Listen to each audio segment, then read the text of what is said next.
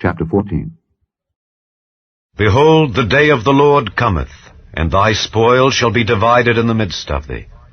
For I will gather all nations against Jerusalem to battle, and the city shall be taken, and the houses rifled, and the women ravished, and half of the city shall go forth into captivity, and the residue of the people shall not be cut off from the city.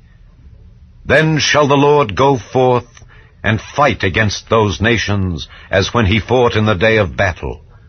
And his feet shall stand in that day upon the Mount of Olives, which is before Jerusalem on the east. And the Mount of Olives shall cleave in the midst thereof toward the east and toward the west, and there shall be a very great valley. And half of the mountain shall remove toward the north, and half of it toward the south. And ye shall flee to the valley of the mountains, for the valley of the mountain shall reach unto Azal.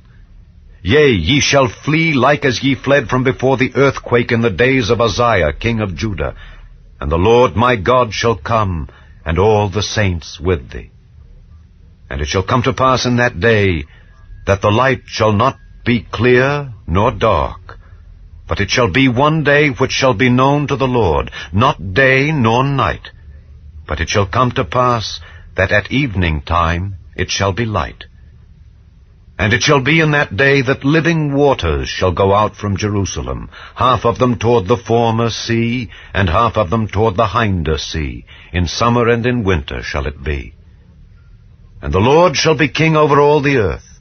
In that day shall there be one Lord, and his name one. All the land shall be turned as a plain, from Geba to Rimmon, south of Jerusalem. And it shall be lifted up and inhabited in her place, from Benjamin's gate unto the place of the first gate, unto the corner gate, and from the tower of Hananeel unto the king's winepresses. And men shall dwell in it, and there shall be no more utter destruction, but Jerusalem shall be safely inhabited.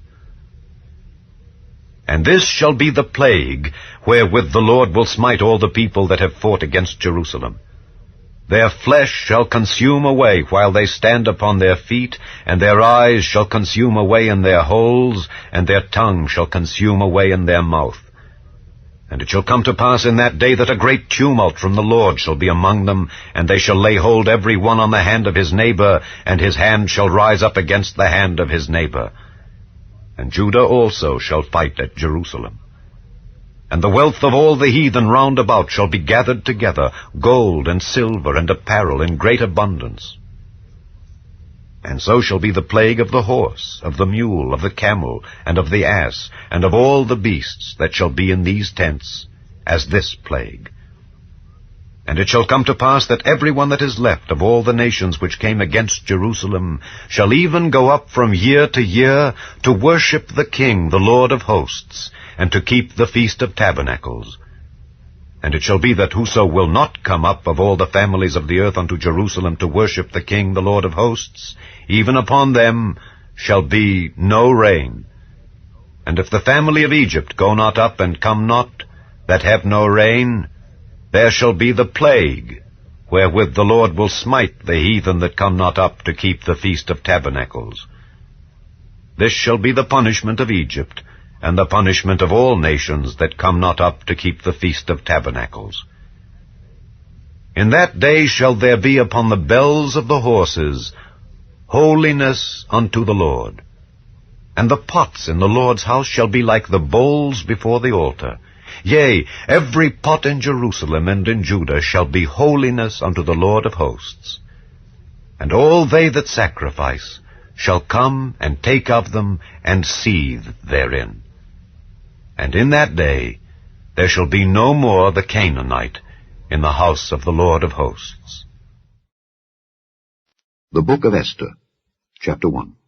Now it came to pass in the days of Ahasuerus, this is Ahasuerus which reigned from India even unto Ethiopia over 127 provinces, that in those days when the king Ahasuerus sat on the throne of his kingdom, which was in Shushan the palace, in the 3rd year of his reign, he made a feast unto all his princes and his servants, the power of Persia and Media, the nobles and princes of the provinces being before him, when he showed the riches of his glorious kingdom, and the honor of his excellent majesty many days, even 180 days.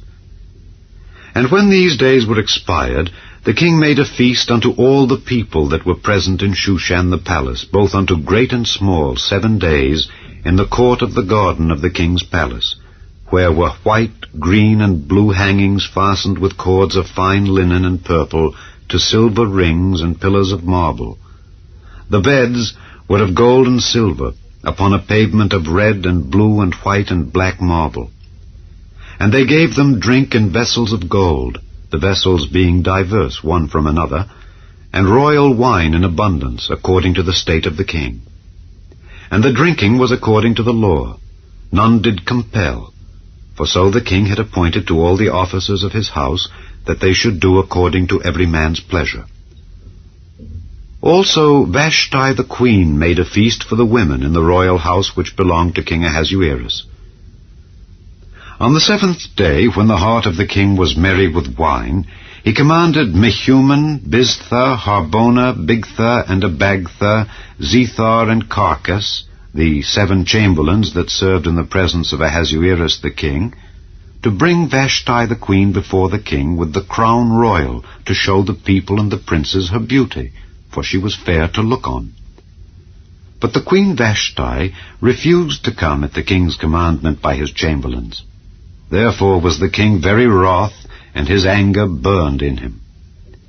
Then the king said to the wise men which knew the times, for so was the king's manner toward all that knew law and judgment, and the next unto him was Karshena, Shethar, Admatha, Tarshish, Meres, Marsena, and Memucan, the 7 princes of Persia and Media, which saw the king's face, and which sat the first in the kingdom.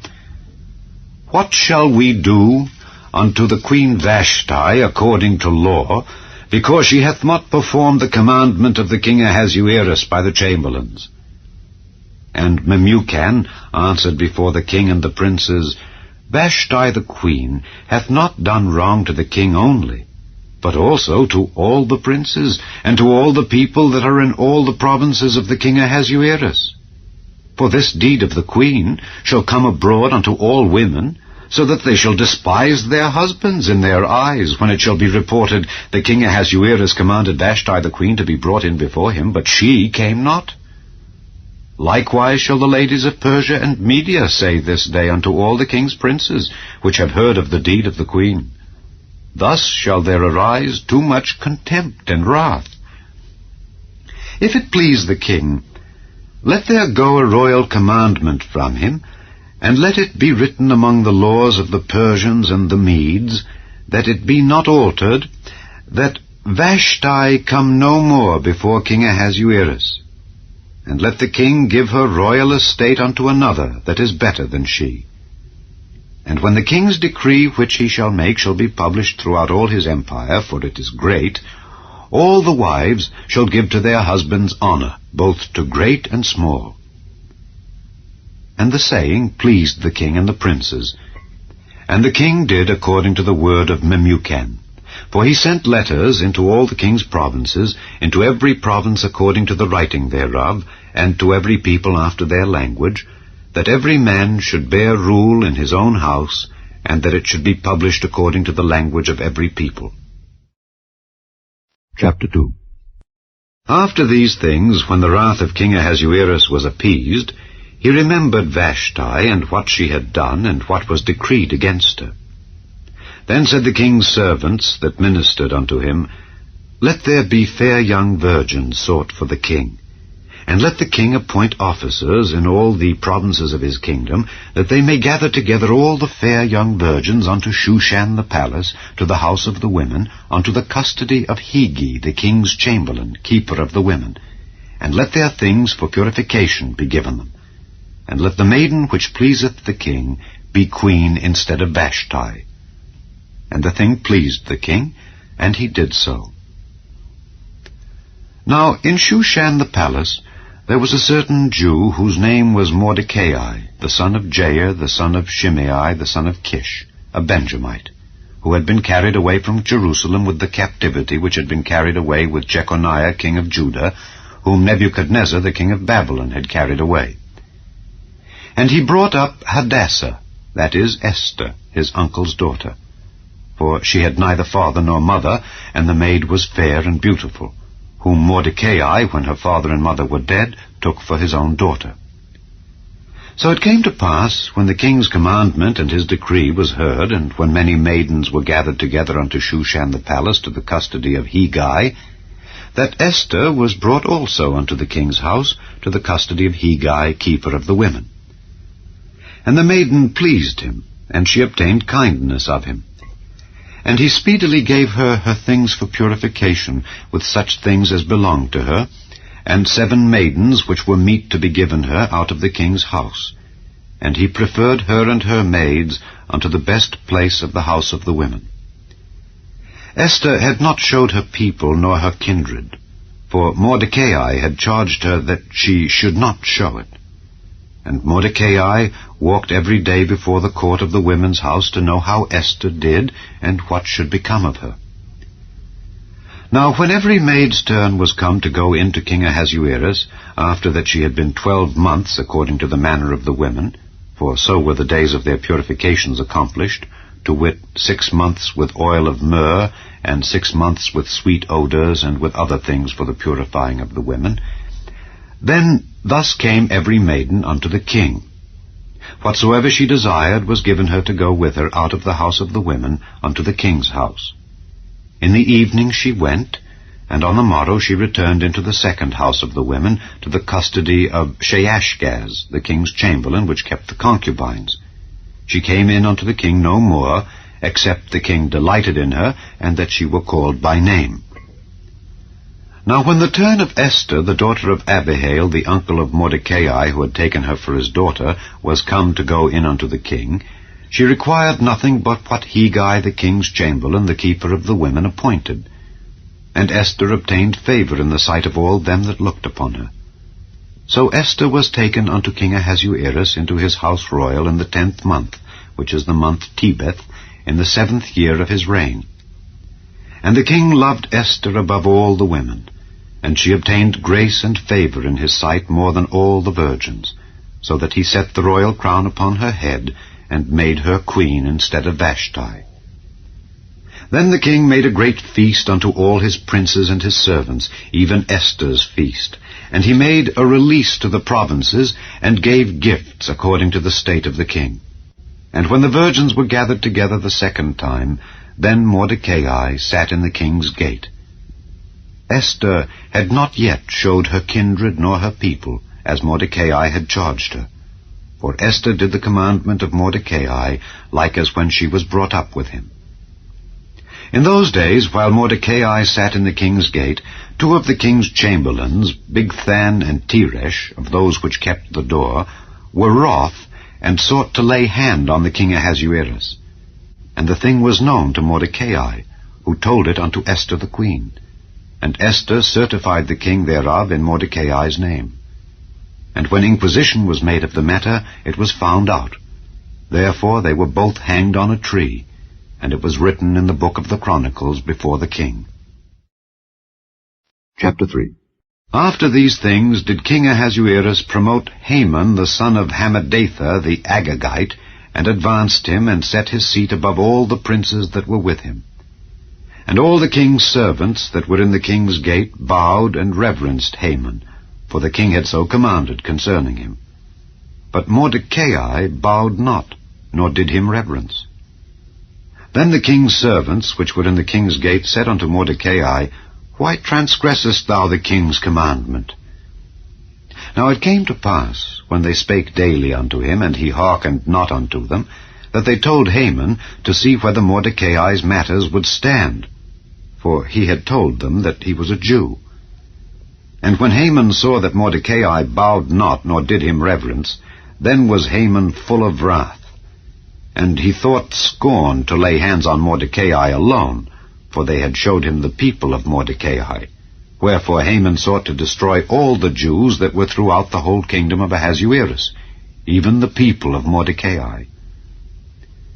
In the 1st month, that is the month Nisan, in the 12th year of King Ahasuerus, they cast pur, that is the lot, before Haman from day to day and from month to month, to the 12th month, that is the month Adar. And Haman said unto King Ahasuerus, There is a certain people scattered abroad and dispersed among the people in all the provinces of thy kingdom, and their laws are diverse from all people, neither keep they the king's laws. Therefore it is not for the king's profit to suffer them. If it please the king, let it be written that they may be destroyed. And I will pay 10,000 talents of silver to the hands of those that have the charge of the business, to bring it into the king's treasuries.